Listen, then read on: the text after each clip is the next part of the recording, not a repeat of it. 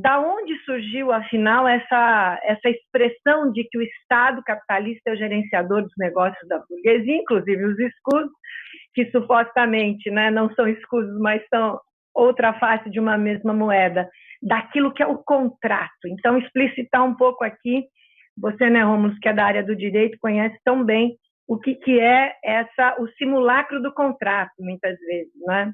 Na ideia, então, que eu reitero aqui, de que já é escuso a forma de exploração colocada pela burguesia, já é um roubo sobre a força de trabalho daquele que trabalha para ela extrair o valor, para ela extrair o lucro, né? Se aí para o expressionauta fica até muito mais claro que a nossa função aqui é não ser acadêmico, mas entender no seu fundamento histórico fundamentado uma ideia política, né? E um reflexo aqui na realidade. Então, essa rapidíssima perspectiva histórica que eu vou jogar aqui é para entender. Foi em 1848, olha, lá no século XIX, que surge essa frase do Marx num texto que era um manifesto, né? Era um manifesto que vinha da Liga dos Justos, depois se tornou Liga dos Comunistas, e que o Marx estava lá enrolando, procrastinando, brincando um pouco aqui com o Marx, desde novembro de 1847, estava encomendado para ele escrever esse manifesto, e não saía o negócio.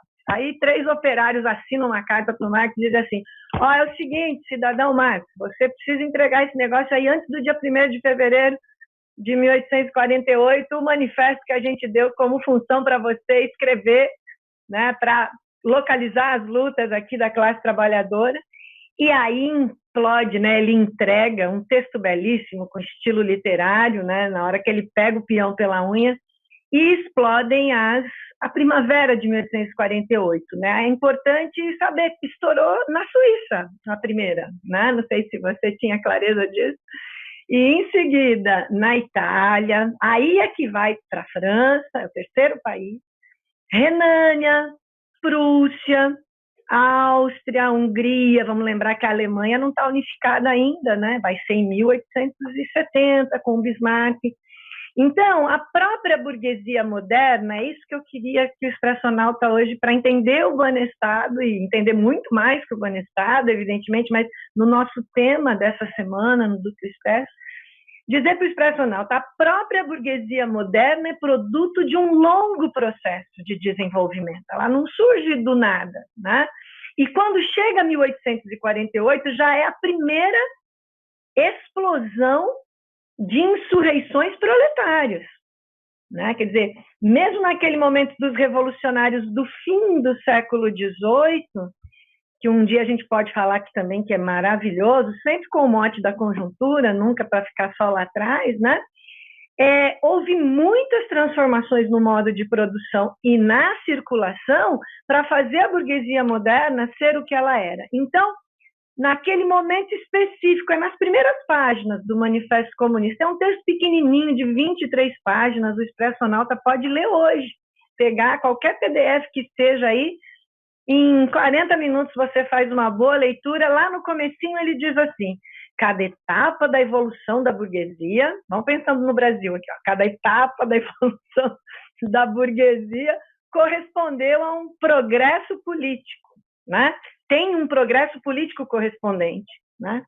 Quando ela era classe oprimida, diz o Marx e o Engels ali, pelo despotismo feudal, quer dizer, a burguesia surge rompendo com a sociedade feudal expressional, aquele momento que você tinha um servo e um senhor feudal, aquele mundo muito mais, né, levado ao campo, né? Você não tinha as cidades, você não tinha os burgos que eram pedaços, né, de terras pequenininhas entre os grandes latifúndios, era onde se localizou inicialmente esse setor, que em seguida, por morar no burgo, vai ser chamado de burguesia. Acho que é legal expressional também ter essa dimensão aqui histórica, né?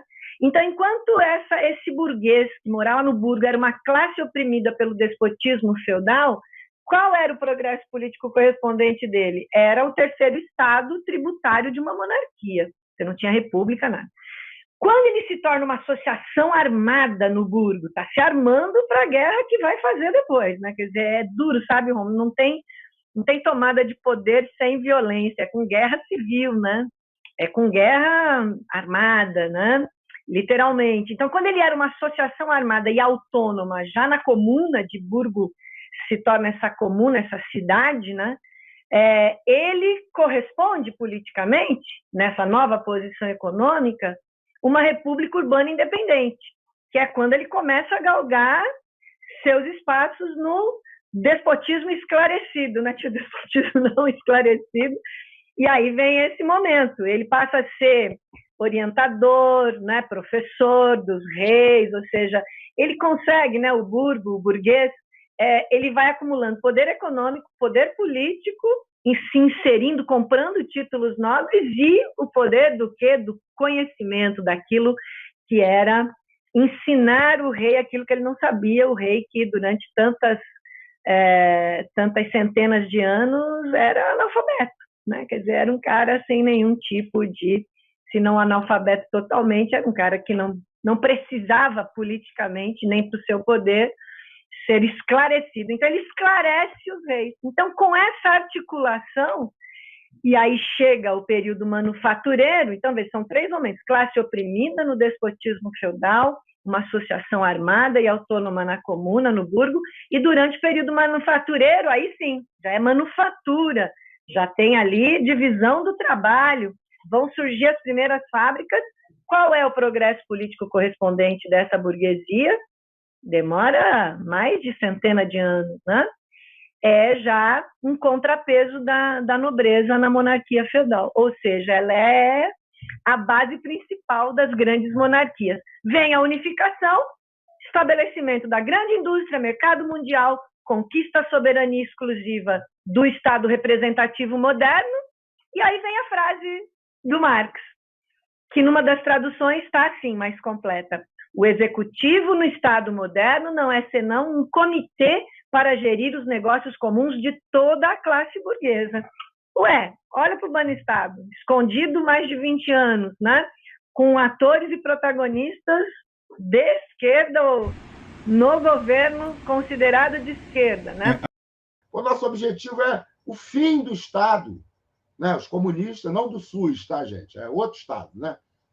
O nosso Estado hoje ainda é o Estado burguês, só que é o Estado burguês anexado pelas conquistas da classe trabalhadora ao longo do século XIX e do século XX. Né? Então, a Revolução Francesa, a Revolução Americana, aliás, a Revolução Americana, depois a Revolução Francesa, estabelecem, né, os regimes burgueses, né, a configuração do que é o Estado burguês, né, mas não é o que é hoje. Né? Não tinha nem SUS, nem direito a voto universal. Né?